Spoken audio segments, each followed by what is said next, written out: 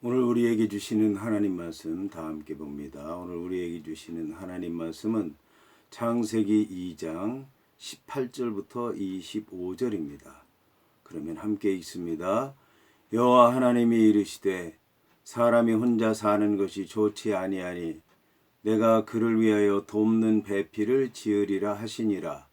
여호와 하나님이 흙으로 각종 들 짐승과 공중의 각종 새를 지으시고 아담이 무엇이라고 부르나 보시려고 그것들을 그에게로 이끌어 가시니 아담이 각 생물을 부르는 것이 곧 그 이름이 되었더라. 아담이 모든 가축과 공중의 새와 들의 모든 짐승에게 이름을 주니라. 아담이 돕는 배필이 없으므로 여호와 하나님이 아담을 깊이 잠들게 하시니 잠들매 그가 그 갈빗대 하나를 취하고 살로 대신 채우시고 여호와 하나님이 아담에게서 취하신 그 갈빗대로 여자를 만드시고 그를 아담에게로 이끌어 오시니 아담이 이르되 이는 내 뼈 중에 뼈요 살 중에 살이라. 이것을 남자에게서 취하였은즉 여자라 부르리라 하니라. 이러므로 남자가 부모를 떠나 그의 아내와 합하여 둘이 한 몸을 이룰지로다. 아담과 그의 아내 두 사람이 벌거벗었으나 부끄러워하지 아니하니라. 아멘. 오늘 말씀의 제목은 배필입니다.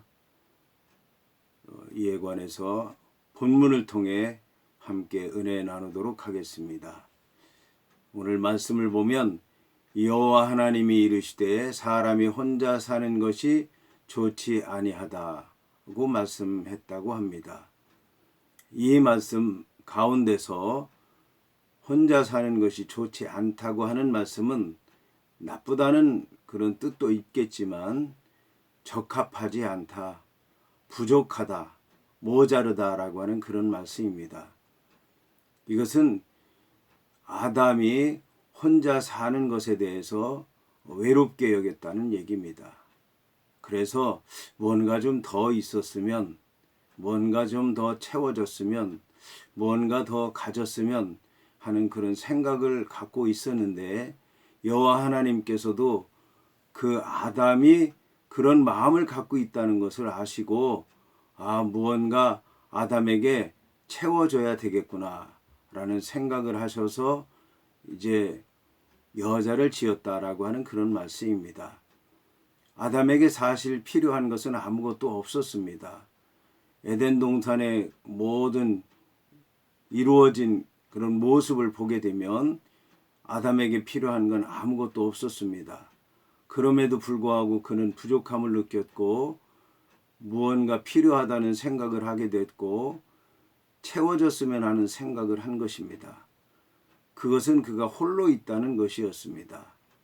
여기서 인간에게 필요한 것은 그를 돕는 사람, 함께 할 수 있는 사람, 무언가 나눌 수 있는 사람이 옆에 있어야 된다라고 하는 것인데 여호와 하나님께서 아담에게 무엇이 필요한가를 잘 아셨고 그거를 채워주시게 됐다는 말씀입니다.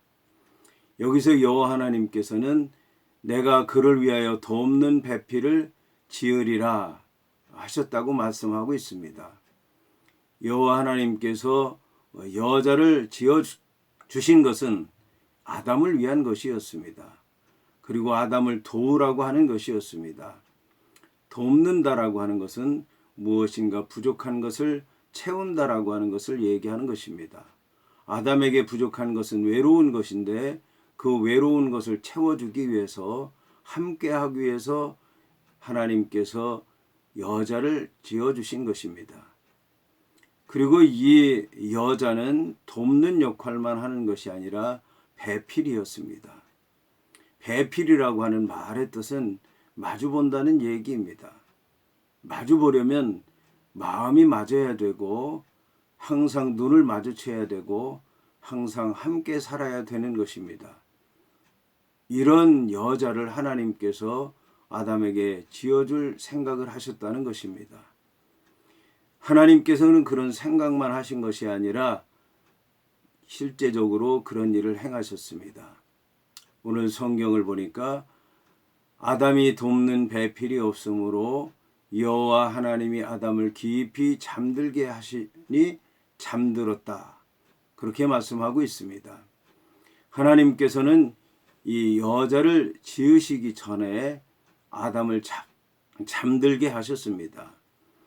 이 잠들었다라고 하는 얘기는 오늘 성경에서 잠들었다는 얘기는 죽음에 가까운 잠을 잤다는 얘기입니다.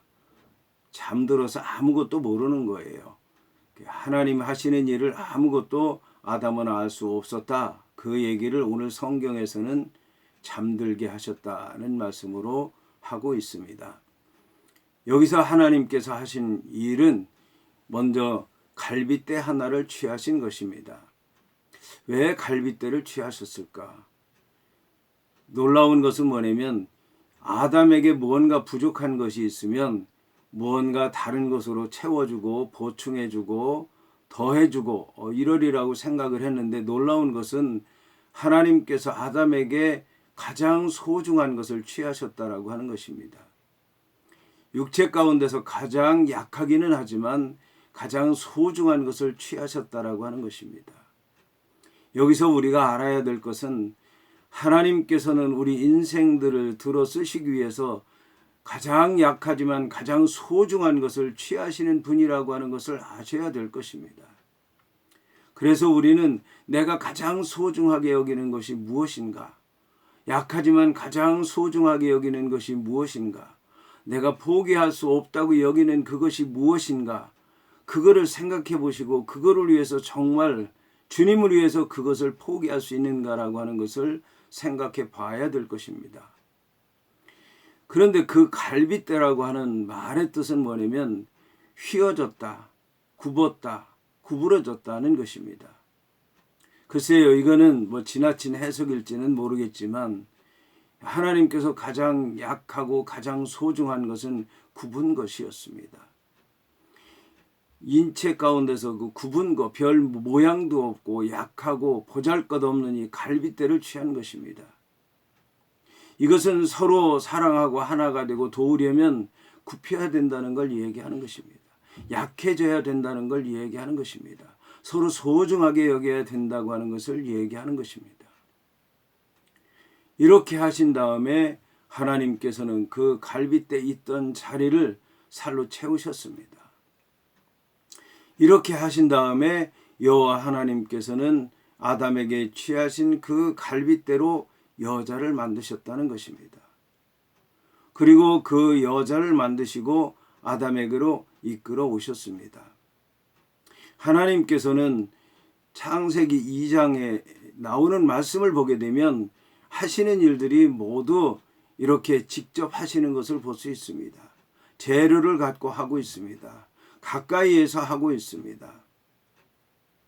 사람을 만드는 과정도 그렇고 짐승들을 흙으로 만드는 과정도 그렇고 여자를 만드는 과정도 그렇습니다.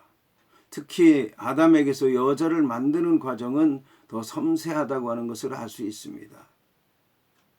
처음에 계획하시고 홀로 있는 것이 적합하지 않으니까 뭔가 채워줘야 되겠다라는 계획을 하시고 잠들게 하시고 갈빗대를 취하셔서 그거로 여자를 만드시고 여자를 만드신 다음에 남자에게로 이끌어 오신 것을 볼 수가 있습니다. 아담의 아내가 될 여자를 아담에게로 이끌고 가는 과정은 결혼식과 같습니다. 신부의 아버지가 신부를 붙잡고 결혼식장에서 남편에게 이끌고 가는 그 모습을 연상할 수가 있습니다. 결혼식의 그 장면이 여기에서 나온 것은 아닌가라는 그런 생각이 듭니다.